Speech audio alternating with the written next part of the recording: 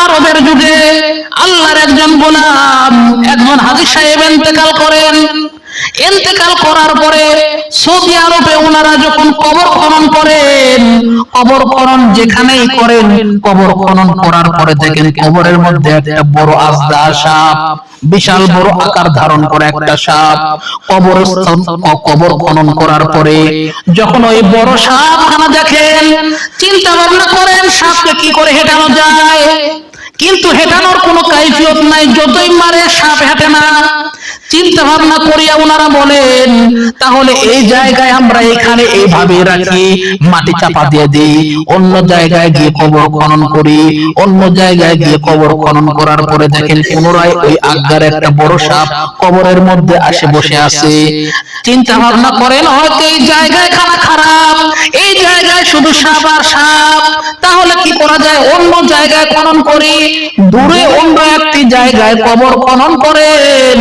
কবর খনন করার পরে দেখেন ওইখানে ওই একই রকম একটা বড় সাপ, বিশাল বড় সাপের আকৃতি। এখন তিনটা এক একে কবর খনন করেন। তিন জায়গায় যখন সাপ পান আর কয় জায়গায় খনন করবেন, ওনারা চিন্তা ভাবনা করেন। যাই ওইটা দেখা যায় দূরে একজন আল্লাহ রাসূলের সাহাবা হযরত আব্দুল্লাহ ইবনে আব্বাস রাদিয়াল্লাহু তাআলা আনহুর কাছে সবাই গিয়ে প্রশ্ন করেন, ওগো আল্লাহর পয়গম্বরের সাহাবা, আমরা একজন আল্লাহর বান্দার একে একে তিনটা কবর খনন করলাম, তিনটা কবরের মধ্যে আমরা বড় বড় সাপ পাইলাম, একই রকম সাপ, তাহলে এখন এই কবরস্থানের কি অবস্থা হবে, আমরা এই ব্যক্তিকে কি করে কবরস্থ করব? এখন আল্লাহ রাসূলের সাহাবা আর রাসূল মুফাসসিরিন হযরত ইবনে আব্বাস রাদিয়াল্লাহু তাআলা আনহু বলেন, দুনিয়ার যেই প্রান্তে নিয়ে যায় ব্যক্তিকে কবরস্থ করেন না কেন, সেই জায়গাতেই এর জন্য সাপ ওখানে অবস্থান করবে।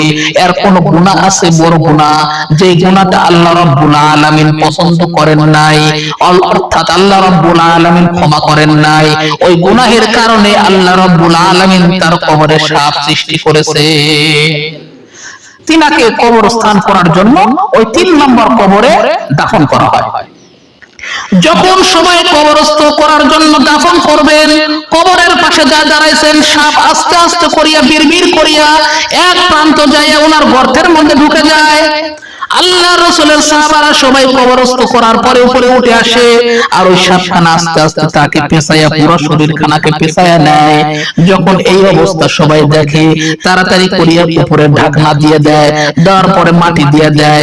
এখন ওই ব্যক্তির পরিবারের নিকটে যাইয়া ওনার স্ত্রীকে প্রশ্ন করেন, আপনার স্বামী কি এমন গুনাহ করেছে যেই গুনাহের কারণে আল্লাহ রাব্বুল আলামিন যেখানেই ওনাকে আমরা কবরস্থ করি সেখানে সাপ সৃষ্টি করেন? কারণ কি?